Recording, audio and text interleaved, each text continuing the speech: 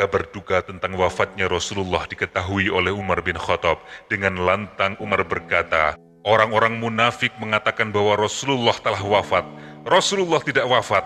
Dia hanya pergi menemui Tuhannya, sebagaimana Musa bin Imran pergi meninggalkan kaumnya selama 40 hari, lalu dia kembali setelah diberitakan bahwa dia telah mati. Maka demi Allah, siapa yang mengatakan bahwa Rasulullah telah mati, aku akan memotong tangan dan kakinya. Di saat Umar bin Khattab tengah meratapi kematian Rasulullah, terdengar derap langkah kaki kuda dari kejauhan. Semakin lama semakin dekat. Di atas kuda itu tampaklah Abu Bakar dengan wajah penuh kecemasan. Kuda tunggangan Abu Bakar tampak sangat lelah, nafasnya mendengus-dengus tidak teratur. Abu Bakar As-Siddiq memacu kudanya dengan sangat cepat dari dataran tinggi Madinah, yaitu tempat tinggalnya. Dia segera memacu kudanya ketika mendengar berita tentang wafatnya Rasulullah SAW. Kaum muslimin termasuk Umar bin Khattab memandang Abu Bakar turun dari kudanya, tangannya memegang tongkat. Lalu beliau memasuki kamar Aisyah dengan melewati orang yang memenuhi kawasan itu. Langkah kakinya cepat, semua mata tertuju kepada Abu Bakar. Pintu kamar dibuka, kesedihan segera menghampiri dirinya. Di dalam kamar itu, ia melihat Aisyah yang menangis. Di sudut kamar, Abu Bakar melihat tubuh terbaring berselimutkan kain. Jantungnya berdegup cepat. Abu Bakar berusaha kuat menahan rasa tangisnya, rasa sedihnya. Perlahan-lahan ia mendekati Aisyah, lalu ia melangkah ke sudut kamar. Suatu tangisan saling bersahutan. Air mata Abu Bakar tidak lagi terbendung. Abu Bakar berjalan menghampiri jenazah Rasulullah yang terbaring di tempat tidur. Lalu ia membuka kain yang menutup wajah Rasulullah dengan perlahan. Wajah itu, wajah Rasulullah, lebih indah daripada bulan purnama, lebih bersinar daripada matahari, lebih harum daripada bau kasturi. Abu Bakar mendekatkan mukanya dan mencium pipi Rasulullah. Air mata Abu Bakar mengalir membasahi kedua pipi Rasulullah. Sifat ketegasan Abu Bakar menghilang seketika. Terasa perasaan duka yang sangat mendalam. Orang-orang yang menyaksikan keadaan itu terharu. Mereka tidak mampu menahan tangisan. Ia berbisik dengan suara yang dalam, hampir tidak terdengar. Demi ayah dan ibuku ya Rasulullah, betapa baik hidupmu dan betapa mulia hatimu ya Rasulullah.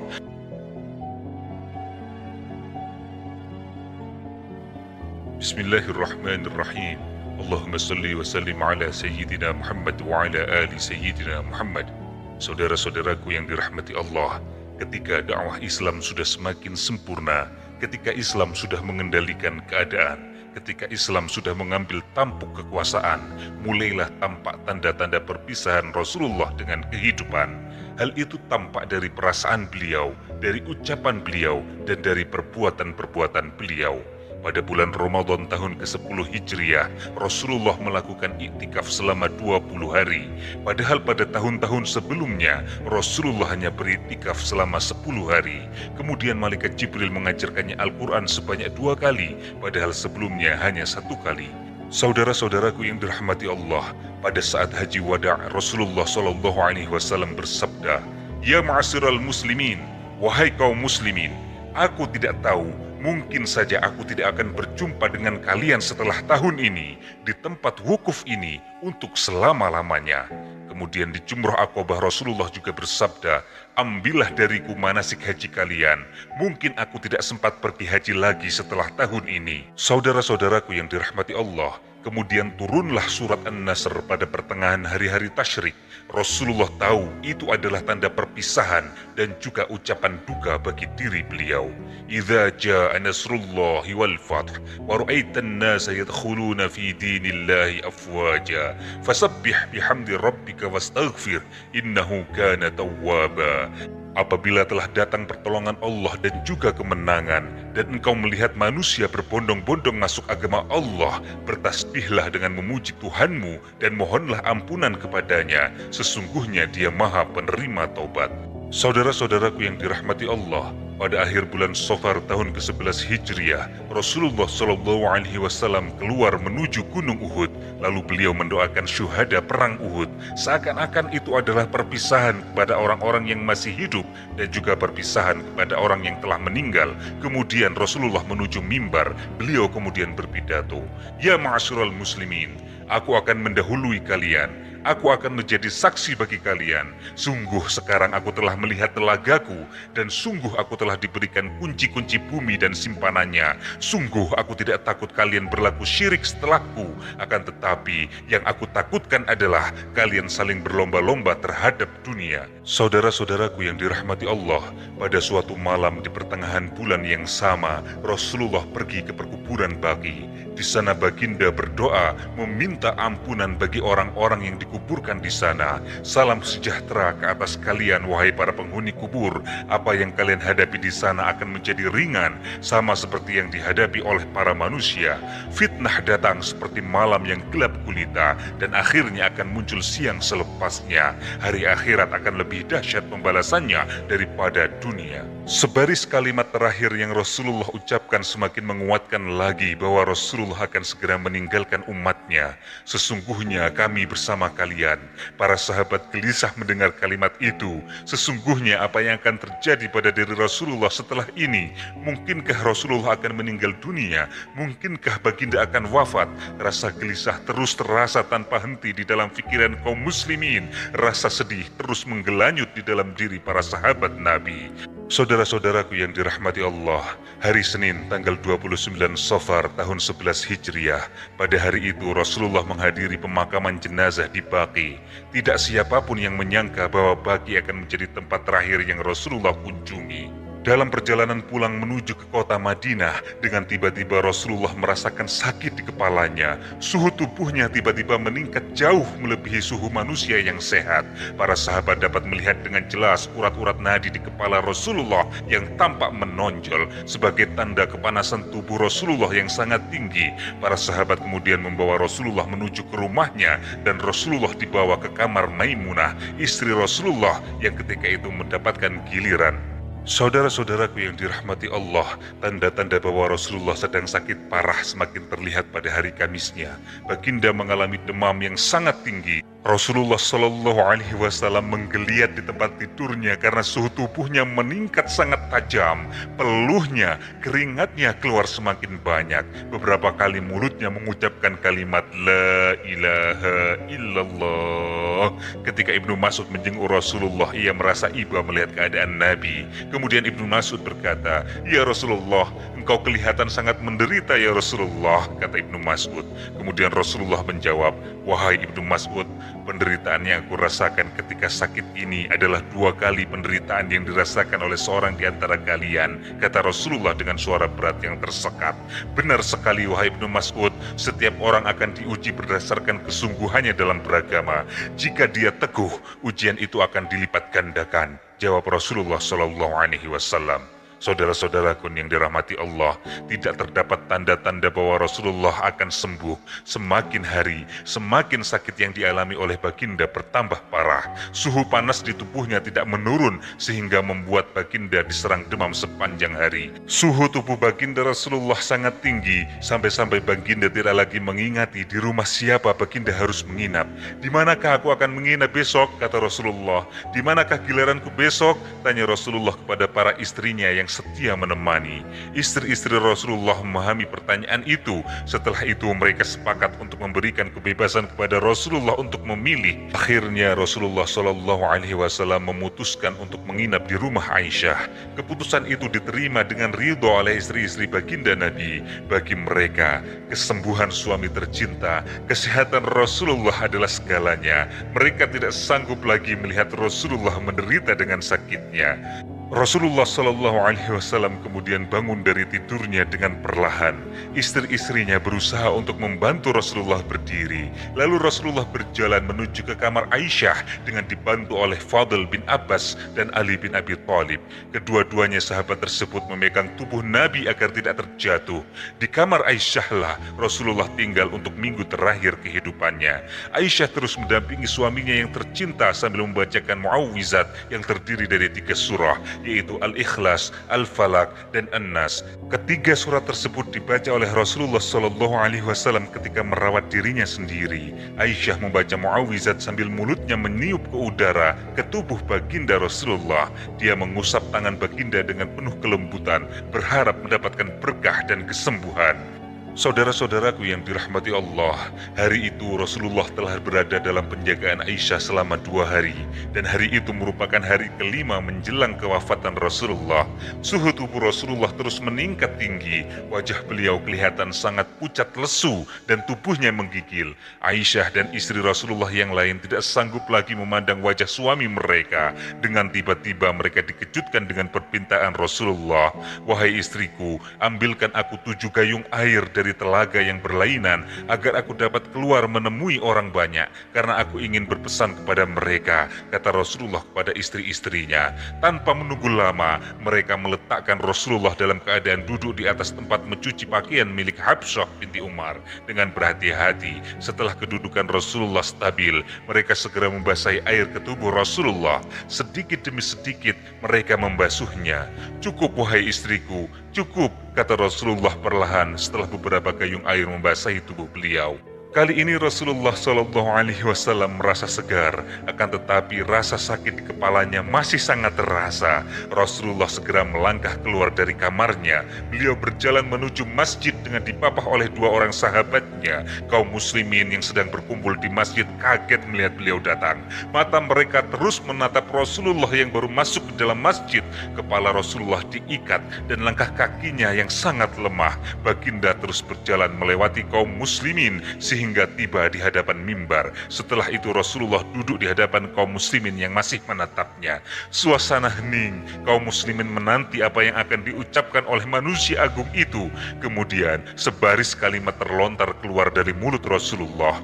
"Kutukan Allah atas orang-orang Yahudi dan Nasrani, karena mereka menjadikan kuburan para nabi mereka sebagai masjid."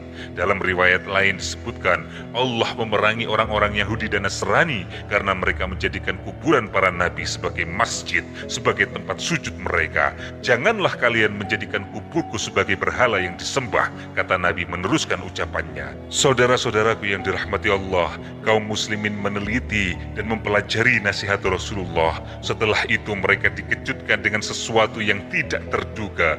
Rasulullah menawarkan dirinya untuk dikisos, dibalas atas segala apa yang pernah Rasulullah lakukan kepada para sahabatnya. Para sahabat semakin terkejut dan kaget ketika Rasulullah menawarkan tubuhnya untuk dipukul. "Siapa saja yang tubuhnya pernah kupukul, ini tubuhku, balaslah. Siapa yang kehormatannya pernah kulecehkan, inilah kehormatanku, balaslah." Tiada sahabat yang menjawab, semuanya diam membisu. Mereka membayangkan ketika Rasulullah dalam keadaan sakit yang luar biasa, Rasulullah masih mempersilakan orang lain untuk membalas perbuatan yang mungkin pernah Rasulullah lakukan.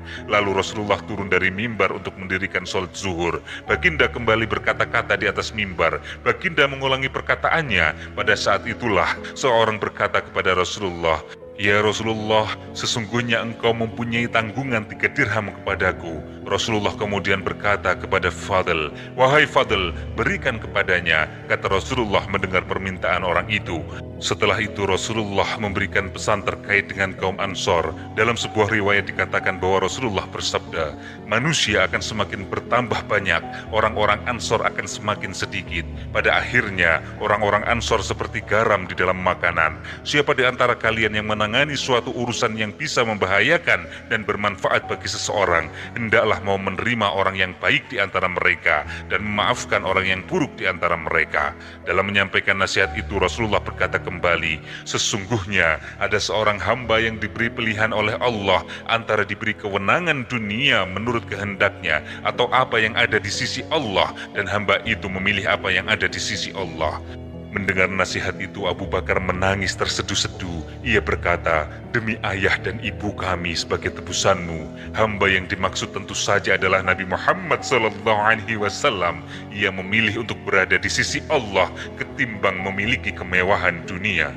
Rasulullah SAW juga beberapa kali sempat memuji Abu Bakar. "Sesungguhnya orang yang paling banyak melindungi aku dalam persahabatan dan hartanya adalah Abu Bakar. Seandainya aku boleh mengambil kekasih selain Tuhanku, niscaya akan aku jadikan Abu Bakar sebagai kekasihku. Akan tetapi cukuplah dengan persaudaraan Islam dan kasih sayang. Semua pintu yang ada di Masjid Nabawi harus ditutup kecuali pintu Abu Bakar." Saudara-saudaraku yang dirahmati Allah, hari itu adalah hari keempat sebelum kewafatan Rasulullah. Sakit yang Rasulullah rasakan semakin meningkat di puncaknya. Tubuh Rasulullah menggigil menahan demam. Suhu tubuh Rasulullah semakin meningkat. Keringat menitik dengan banyak melalui tubuhnya. Ketika baginda dalam keadaan parah, baginda masih lagi memikirkan umatnya. Dengan suaranya yang sangat parau, Rasulullah memanggil para sahabat. Wahai sahabatku, datanglah kalian. Aku akan menulis sebuah tulisan yang mana kalian tidak akan tersesat setelah itu. Pada saat itu Umar bin Khattab berada di kamar Rasulullah. Umar tidak lagi sanggup melihat keadaan Rasulullah. Umar tidak tega melihat Rasulullah dengan sakitnya yang semakin parah. Kemudian Umar bin Khattab berkata kepada para sahabatnya yang ada di tempat itu, "Wahai para sahabatku, sesungguhnya Rasulullah terpengaruh oleh rasa sakitnya. Sesungguhnya pada diri kalian telah ada Al-Quran, karena itu cukuplah kitab Allah bagi kalian." Maksudnya, Umar bin Khattab melarang para sahabat mendekati Rasulullah karena ia merasa tidak tega melihat Rasulullah yang menderita dengan rasa sakitnya. Akan tetapi para sahabat tidak sependapat dengan Umar. Mereka berselisih pendapat dan berdebat dengan sengit. "Dekatlah dengan Rasulullah supaya baginda dapat menulis untuk kalian," kata sebagian sahabat yang lainnya. Namun demikian, sebagian yang lain setuju dengan apa yang dikatakan Umar. Keadaan kemudian menjadi tidak terkawal, sehingga akhirnya Rasulullah berkata, "Menjauhlah kalian dariku." Pada hari itu, Rasulullah memberikan 3 wasiat. Wasiat yang pertama, mengeluarkan orang-orang Yahudi, Nasrani, dan orang-orang musyrik dari Jazirah Arab. Nasihat yang kedua, menghantar delegasi sebagaimana yang pernah dilakukan Rasulullah kepada negeri-negeri yang kaumnya belum memeluk Islam. Dan nasihat yang ketiga, para perawi lupa terhadap nasihat ini. Ada kemungkinan wasiat ketiga adalah pesan Rasulullah untuk berpegang teguh kepada kitabullah dan sunatullah, atau menghantar pasukan Usamah, atau wasiat tentang sholat dan hamba-hamba sahaya. Setelah itu Rasulullah pergi ke masjid untuk mengimami sholat dengan langkah yang sangat lemah. Beberapa sahabat memapah tubuh Rasulullah. Setelah itu Rasulullah mendirikan sholat maghrib bersama sahabat-sahabatnya. Pada hari itu beliau membaca surat Al-Mursalat. Menjelang sholat Isya, sakit baginda Nabi semakin parah sehingga baginda tidak mampu pergi ke masjid. Nabi Muhammad bertanya kepada para sahabat yang ada di kamarnya, "Apakah orang-orang sudah sholat?" Maka para sahabat menjawab, "Belum wahai Rasulullah, mereka telah menunggumu." Kemudian Rasulullah mengucapkan, "Letakkan air di bekas tempat cucian untukku." Rasulullah kemudian meminta dengan suara perlahan. Lalu para sahabat melakukan apa yang dikehendaki Rasulullah. Setelah mandi, Rasulullah merasa segar. Beliau kemudian bangkit berdiri. Seketika tubuhnya berada dalam keadaan tegak, akan tetapi hanya dalam waktu yang sangat singkat. Rasulullah tidak mampu menampung dirinya. Beliau terjatuh. Rasulullah kemudian pingsan. Para sahabat merasa cemas. Mereka segera membawa Rasulullah ke tempat tidurnya yang sangat sederhana. Alas tidurnya hanya beralaskan pelepah daun kurma. Tidak berapa lama Rasulullah sadar kembali. Kemudian Rasulullah mengulangi pertanyaannya, "Apakah orang-orang sudah sholat?" Rasulullah kemudian berusaha berdiri, namun usahanya tidak berdaya. Beliau tidak kuat. Rasulullah terjatuh sekali lagi dan beliau pingsan lagi. Rasulullah pingsan sebanyak 3 kali. Akhirnya Rasulullah mengutus seseorang untuk meminta Abu Bakar menjadi imam sholat. Abu Bakar menjadi imam 17 kali sholat pada waktu ketika Rasulullah masih hidup. Saudara-saudaraku yang dirahmati Allah, sholat yang diimami Abu Bakar adalah sholat Isya di hari Kamis, sholat subuh sejak hari Senin, dan sholat 5 sholat setelah itu. Aisyah radhiyallahu anha berulang kali memohon kepada Rasulullah supaya Abu Bakar tidak dijadikan imam sholat, supaya orang-orang tidak merasa berat kepadanya. Akan tetapi Rasulullah menolaknya seraya berkata, "Sesungguhnya kalian seperti wanita-wanita pada zaman Nabi Yusuf. Perintahkan Abu Bakar untuk sholat menjadi imam." Saudara-saudaraku yang dirahmati Allah, pada hari Sabtu atau hari Ahad, Rasulullah merasakan sakitnya terasa ringan. Maka beliau diapit oleh 2 orang. Beliau keluar untuk sholat zuhur, sementara itu Abu Bakar sedang mengimami sholat. Ketika Abu Bakar melihat Rasulullah, maka Abu Bakar berusaha untuk mundur, namun Rasulullah memberikan isyarat kepadanya agar tidak mundur. Rasulullah berkata, "Dudukkan saya di sampingnya." Maka Rasulullah didudukkan di sisi kiri Abu Bakar, dan Abu Bakar mengikuti sholatnya Rasulullah dan dan memperdengarkan takbir kepada makmum.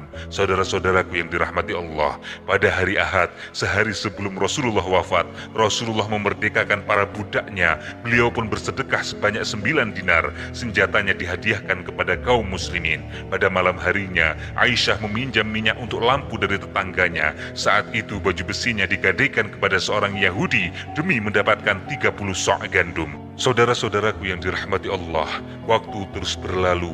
Rasulullah semakin menghampiri penghujung jalan hidupnya. Pada hari Senin, azan yang dikumandangkan oleh Bilal bin Rabah bergema dan terdengar di keheningan waktu subuh.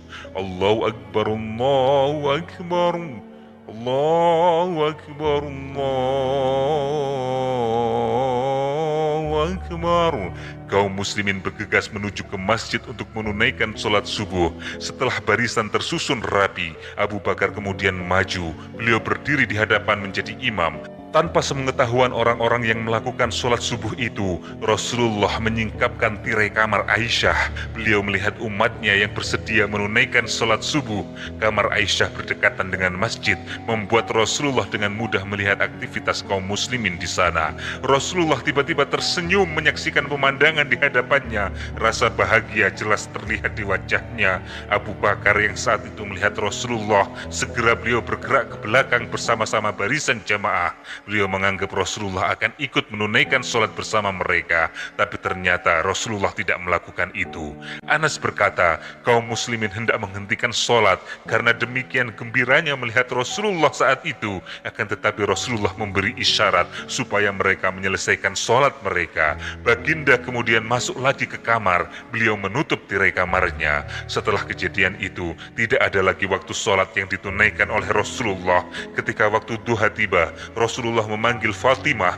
Beliau membisikkan sesuatu di telinganya. Fatimah kemudian menangis. Lalu baginda memanggilnya kembali. Beliau membisikkan sesuatu lagi di telinganya. Fatimah kemudian tersenyum gembira. Tidak ada siapapun yang mengetahui apa yang tengah terjadi. Setelah itu, Fatimah kembali bersedih. Ia tidak sanggup melihat penderitaan berat yang dialami oleh ayahandanya.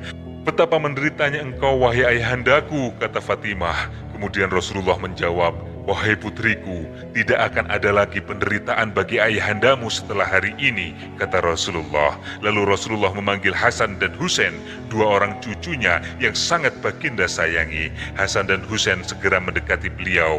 Mereka duduk di tepi tempat tidur Rasulullah. Sebuah ciuman penuh kasih sayang dikecupkan kepada mereka. Cukup lama Rasulullah mencium kedua-dua cucunya tersebut secara bergantian. Tangannya mengusap-usap kepada mereka. Hasan dan Husain memeluk erat tubuh kakeknya, seolah-olah mereka tidak mau berpisah. Setelah episode mengharukan itu, Rasulullah memberikan nasihat dengan suara yang sangat berat, suara yang sangat serak. Hasan dan Husain menganggukkan kepala mereka setiap kali mendengar kakek mereka memberikan nasihat. Selain kepada anak dan cucunya, Rasulullah tidak lupa memberikan nasihat kepada para istrinya, seolah-olah tahu akan pergi selamanya. Rasulullah memanggil para istrinya yang sedang berada di kamar Aisyah. Suara panggilannya perlahan, seperti tersekat, tetapi terdengar penuh dengan kelembutan. Mereka bergerak mendekati dan mengelilingi Rasulullah yang masih berbaring lemah di tempat tidurnya. Rasulullah menatap wajah istrinya satu persatu. Tatapan Rasulullah dibalas dengan sesak tangis oleh para istrinya. Tidak lama kemudian, Rasulullah memberikan nasihat kepada para istrinya. Setiap kali nasihat terucap dari mulut Rasulullah, mereka menganggukkan kepala diiringi sesak tangis yang semakin kuat. Sakit Rasulullah semakin berat. Tubuhnya terus menggigil menahan demam yang menyerang hebat. Sisa-sisa makanan beracun yang dimasukkan seorang perempuan Yahudi ketika perang Khaybar mulai menjalari tubuh Rasulullah, sehingga Rasulullah berkata kepada Aisyah, wahai Aisyah, aku masih merasakan sakitnya makanan yang aku makan di Khaybar. Inilah saatnya bagiku untuk merasakan terputusnya nadiku karena racun itu. Suara Rasulullah terdengar semakin perlahan. Wajah duka terlihat dari wajah setiap orang yang hadir.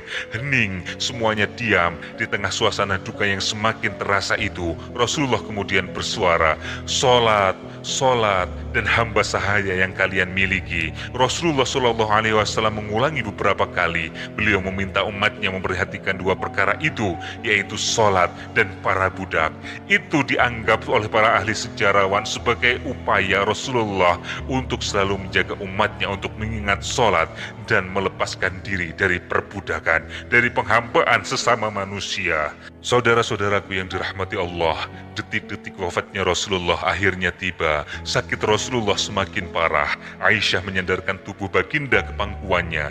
Ketika itu datanglah Abdurrahman bin Abu Bakar dengan membawa siwak di tangannya. Rasulullah mengetahui kedatangan Abdurrahman dan melihat siwak yang dibawanya. Aisyah segera bertanya kepada suaminya yang terkulai lemas di pangkuannya, "Wahai Rasulullah, apakah aku harus mengambil siwak itu untukmu?" Rasulullah kemudian menganggukkan kepalanya sebagai tanda setuju. Aisyah segera meminta siwak itu kepada Abdurrahman. Abdurrahman memberikan kepada Rasulullah Shallallahu Alaihi Wasallam. Ketika Rasulullah Shallallahu Alaihi Wasallam akan menggunakan siwak itu, terlihat dengan jelas Rasulullah menahan rasa sakit karena kerasnya siwak itu. Aisyah bertindak dengan cepat. Kemudian ia berkata kepada Rasulullah, "Ya Rasulullah, apakah aku harus melembutkan siwak itu untukmu?" Rasulullah kembali menganggukkan kepalanya. Aisyah kemudian mengambil siwak itu. Ia mulai menggosok siwak yang diambilnya dengan sangat perlahan. Rasulullah mencelupkan kedua tangannya ke dalam air yang ada dalam bekas di hadapannya. Setelah itu, baginda Rasulullah mengusapkan ke wajahnya dan berkata, "Tiada Tuhan selain Allah. Sesungguhnya kematian itu ada deritanya." Setelah selesai bersiwak, Rasulullah mengangkat tangannya. Beliau mengarahkan pandangannya ke arah langit-langitnya. Kedua bibirnya bergerak perlahan. Aisyah yang berada di dekat Rasulullah Shallallahu Alaihi Wasallam mendengar kalimah yang Rasulullah ucapkan, bersama dengan para nabi, bersama dengan para siddiqin, orang-orang yang mati syahid, dan bersama dengan orang-orang soleh. "Ya Allah, ampunilah dan rahmatilah aku, dan pertemukan aku dengan kekasih yang maha tinggi. Ya Allah, kekasih yang maha tinggi," kata Rasulullah dengan pelan. Rasulullah mengulangi lagi kata-kata terakhirnya sebanyak 3 kali, lalu tangannya terkulai lemas, mulutnya tidak lagi bergerak, tubuhnya jatuh ke pangkuan Aisyah. Rasulullah tidak lagi bernyawa. Baginda kembali ke pangkuan yang maha tinggi. Inna lillahi wa inna ilaihi raji'un. Melihat kondisi itu, Aisyah tersentak ketika tangannya memegang tubuh Rasulullah yang ia cintai. Nafas Rasulullah tidak lagi berhembus. Mata Rasulullah tertutup seperti orang yang tertidur. Bibir Rasulullah Shallallahu Alaihi Wasallam mengukirkan senyuman. Aisyah radhiyallahu anha kemudian memegang seluruh tubuh Rasulullah yang sudah tidak lagi bernyawa. Aisyah tidak dapat menahan tangisan menghadapi kenyataan di hadapannya.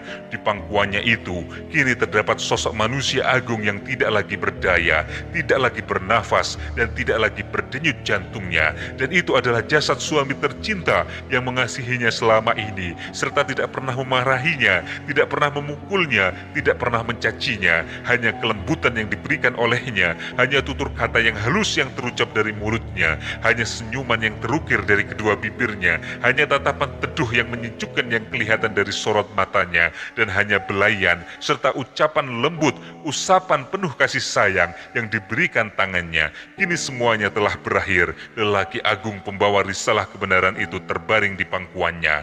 Aisyah menangis terisak-isak. Dengan sekuat tenaga ia berkata, "Inna lillahi wa inna ilaihi raji'un." Semua orang yang berada di rumah tersebut secara serentak mengucapkan kalimat yang sama. Ketika itu juga tangisan pecah menyelimuti kamar Aisyah yang sangat sempit. Aisyah radhiyallahu anha meletakkan jasad Rasulullah di atas tempat tidurnya yang hanya berlapiskan pelepah daun kurma.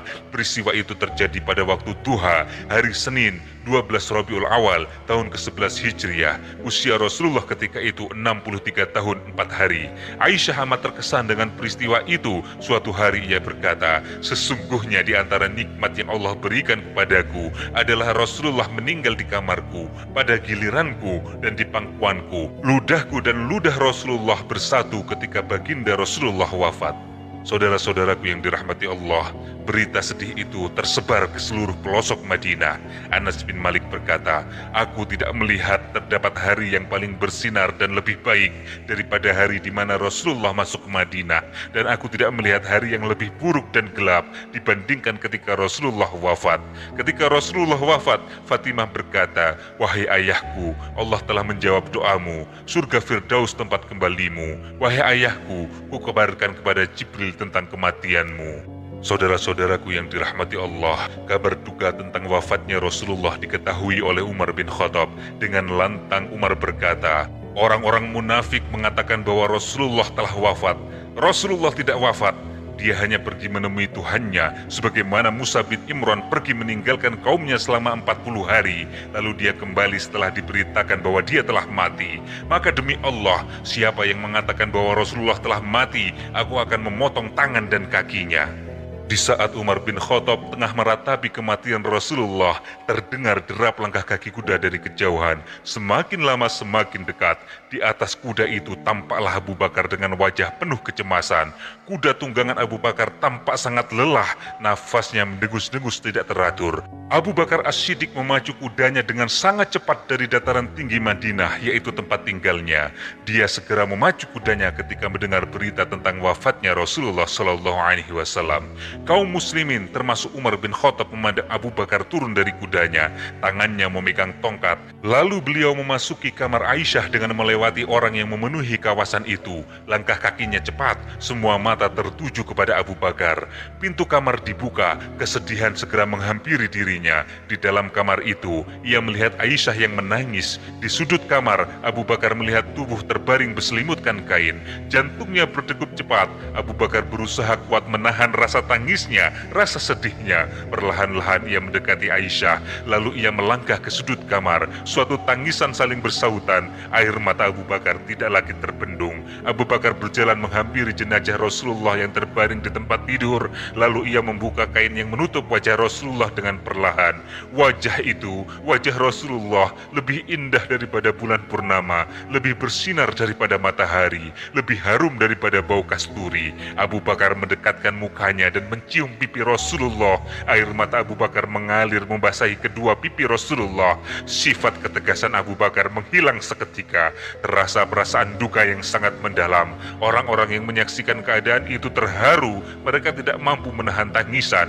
Ia berbisik dengan suara yang dalam, hampir tidak terdengar. "Demi ayah dan ibuku ya Rasulullah, betapa baik hidupmu dan betapa mulia hatimu ya Rasulullah." Abu Bakar kemudian meneruskan bisikannya dengan suara yang sangat berat. "Sesungguhnya engkau telah merasakan kematian yang telah ditetapkan ajal ke atas dirimu.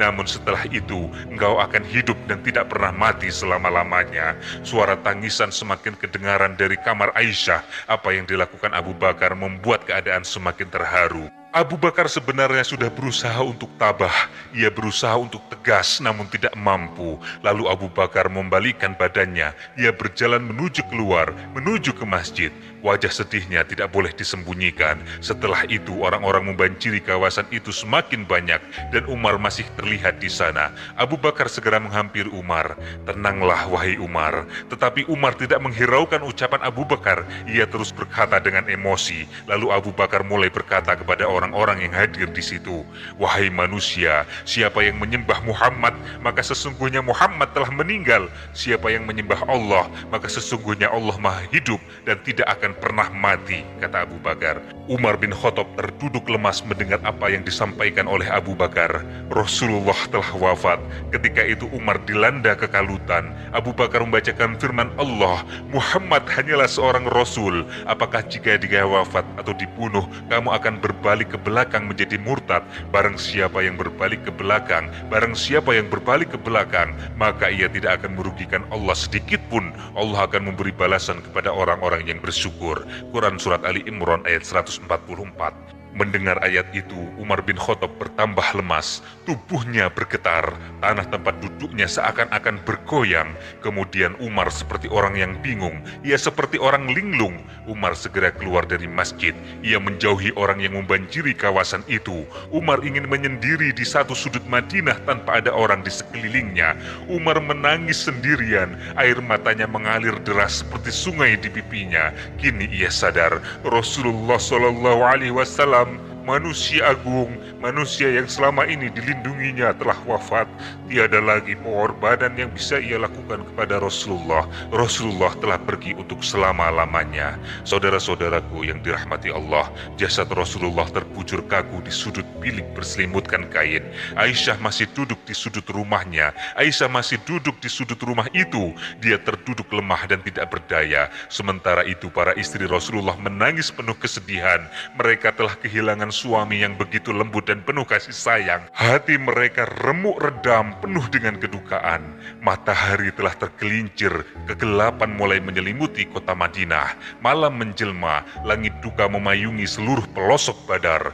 Tidak terasa pagi telah menjelang tiba. Pada hari itu, jasad Rasulullah harus dimandikan. Para sahabat bergegas menuju ke jasad Rasulullah dibaringkan dan jenazah mulai dimandikan.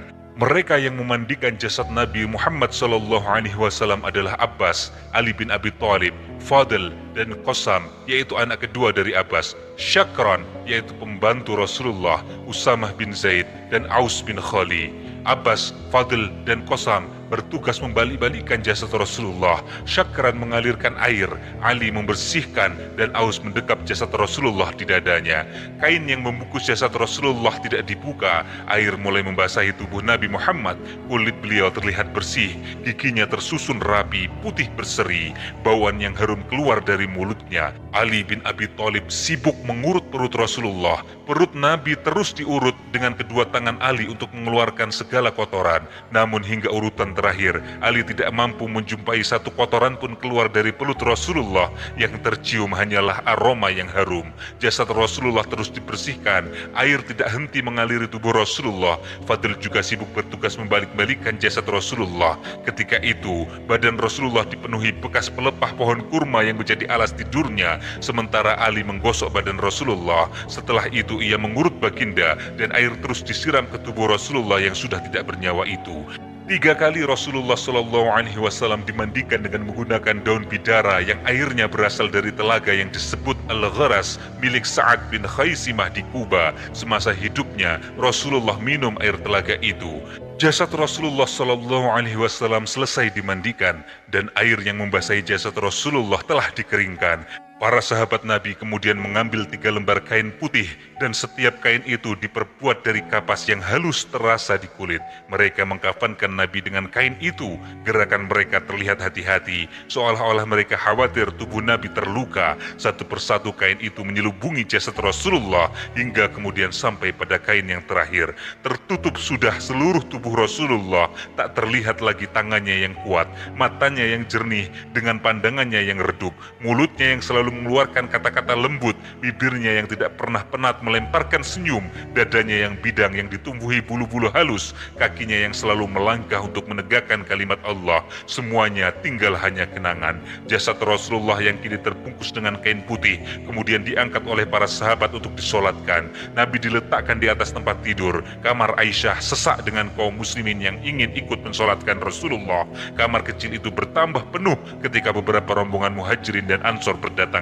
Sholat jenazah dilakukan secara berganti-ganti, masing-masing dengan 10 orang tanpa seorang pun yang menjadi imam.